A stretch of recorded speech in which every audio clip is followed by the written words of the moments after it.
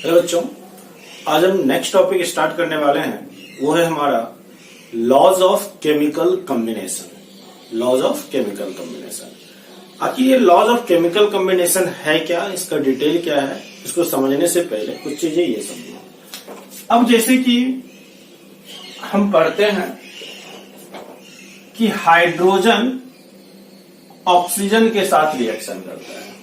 Hydrogen oxygen के साथ reaction करता है।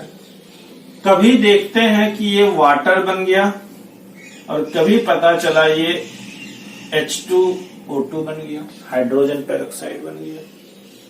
उसी तरह कार्बन जब ऑक्सीजन के साथ रिएक्शन करता है तो कभी कार्बन का मोनोऑक्साइड बनता है और कभी कार्बन का डाइऑक्साइड बनता है, कार्बन डाइऑक्साइड बनता है।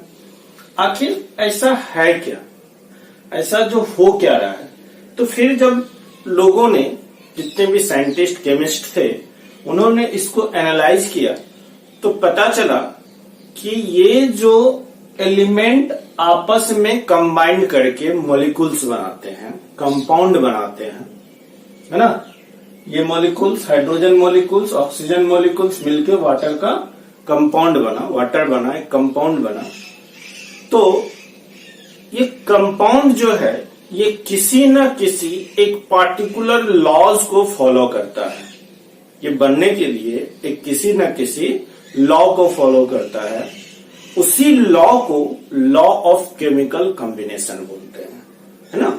लॉ ऑफ केमिकल कॉम्बिनेशन बोलते मतलब जो एलिमेंट आपस में कंबाइंड होके जो कंपाउंड देता है, they follow a particular laws, है ना।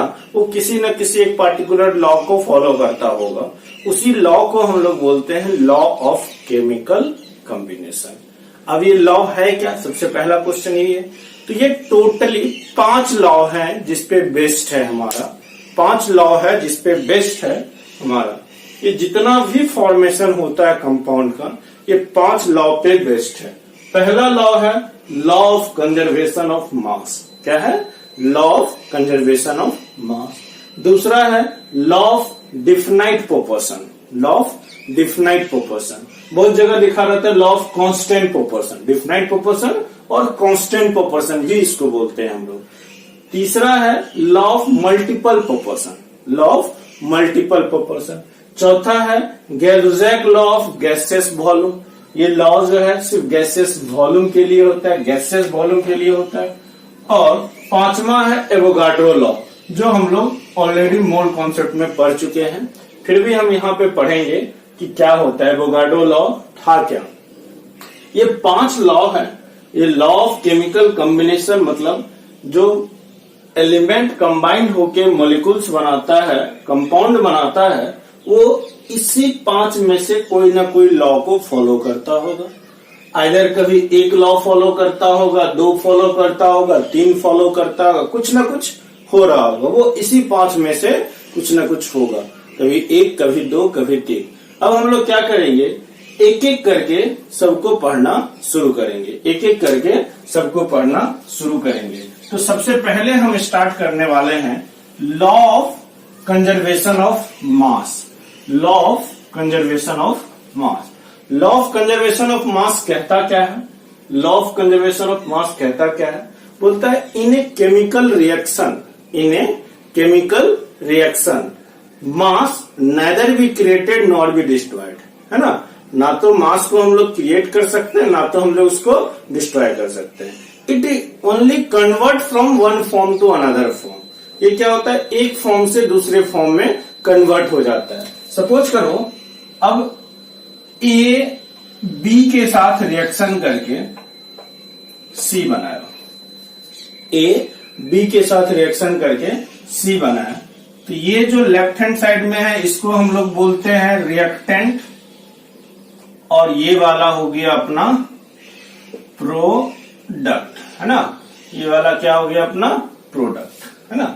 ये जो एरो साइन है, लेफ्ट हैंड साइड में रिएक्टेंट होता है, राइट हैंड साइड में प्रोडक्ट होता है। तो law of conservation of mass ये बोलता है कि total mass of the reactant must be equal to the total mass of the product. मतलब mass of A plus mass of B must be equal to the mass of C, है ना।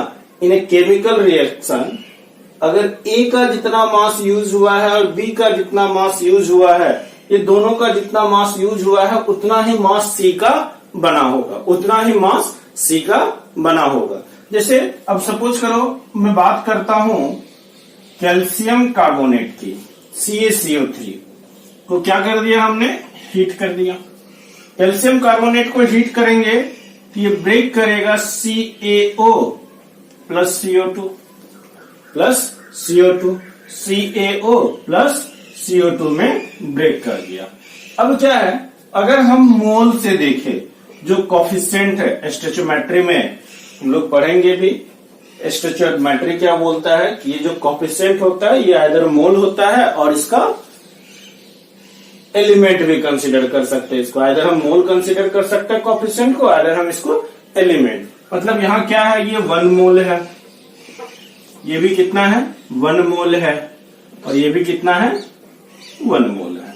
मतलब 1 मोल calcium carbonate को अगर हम heat करेंगे तो 1 मोल calcium oxide और 1 मोल कार्बन डाइऑक्साइड हमें मिलेगा।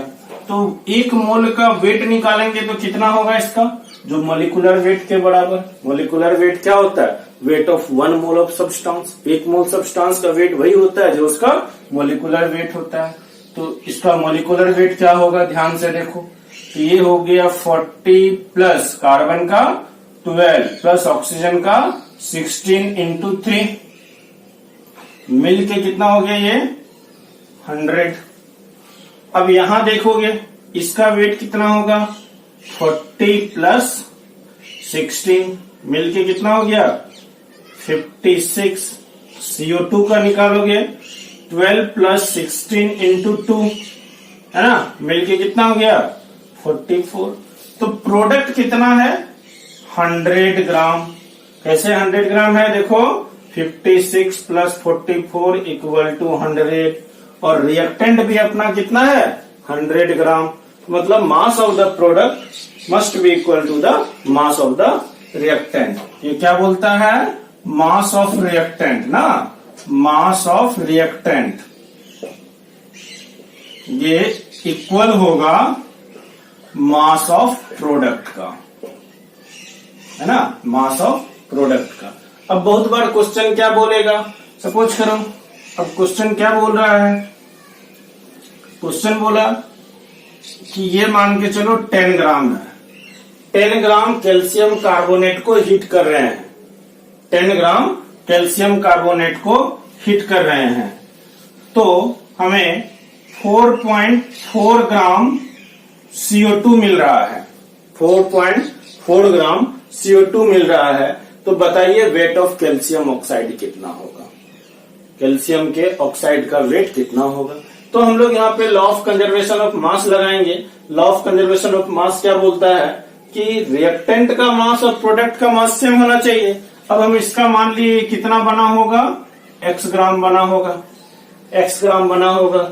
ये 10 ग्राम रिएक्शन में इन्वॉल्व है, तो इधर प्रोडक्ट भी हमें 10 ग्राम ही मिलना चाहिए। मतलब x प्लस 4.4 इक्वल टू 10 लिख देंगे, तो x इक्वल टू क्या होगा 10 माइनस 4.4, तो ये कितना हुआ 5.6 ग्राम निकल जाएगा, 5.6 ग्राम निकल जाएगा। तो ये है हमारा लॉ ऑफ कंजर्वेशन ऑफ मास। और दूसरा भी एग्जाम्पल देख सकते हो, दूसरा भी एग्जाम्पल देख सकते हो, C प्लस O2 से CO2 बनता है, C प्लस O2 से CO2 बनता है। तो यहां पे अगर वेट ये कितना है 1 मोल, ये क्या है 1 मोल, और ये भी कितना है 1 मोल। जो कोफिशिएंट है बैलेंस है, सबसे पहले ये देखना है केमिकल रिएक्शन बैलेंस है कि नहीं, बैलेंसिंग सबसे पहले चेक कर लेना है, वो बैलेंस है, बैलेंस है तो बैलेंस है तो 1 मोल 1 मोल 1 मोल। कार्बन का कितना होता है, एटम है तो इसका एटॉमिक वेट, इसका एटॉमिक वेट कितना होता है 12। ऑक्सीजन मोलिकुल्स है तो इसका मोलिकुलर वेट कितना होगा 16 इंटू 2 इक्वल टू 32। अब यहाँ पे CO2 का क्या निकालेंगे 12 प्लस 16 इंटू 2, 12 प्लस 16 इंटू 2, ये दोनों को ऐड करेंगे तो 44 निकलेगा, और यहाँ पे भी रिजल्ट अपना 44 निकलेगा, यहाँ पे भी रिजल्ट अपना 44 निकलेगा। और भी नेक्स्ट देख सकते हो, और नेक्स्ट देखो क्या हो सकता है। सपोज करो H2O2 के साथ रिएक्शन करके H2O बनाया। सबसे पहले बैलेंस करते हैं, यहाँ पे 2 लगा देते हैं तो ऑक्सीजन बैलेंस हो गया, हाइड्रोजन इतना हो गया। अब ये कितना है 2 मोल, ये कितना है 1 मोल और ये कितना है 2 मोल। तो 2 मोल का वेट कितना हो गया 2 इंटू 1 इंटू 2, 2 मोल। हाइड्रोजन का एटॉमिक वेट 1 और 2 एटम है, इसका कितना हो गया 16 इंटू 2। यहाँ पे क्या होगा 2 मोल है तो 2 पहले बाहर कर दिए, 1 मोल का वेट कितना होगा 1 इंटू 2 प्लस 16। ये यहां से कितना हो गया देखो, ये यहां से हो गया 4 और ये हो गया हाउ मच 32। यहाँ पे हो गया 2 इंटू 18 मतलब 36। ये भी कितना है 36, ये भी कितना है 36। तो जितना हाइड्रोजन और ऑक्सीजन का मास केमिकल रिएक्शन में यूज हुआ उतना ही प्रोडक्ट बना, उतना ही प्रोडक्ट बना। इसी को हम लोग बोलते हैं law of conservation of mass.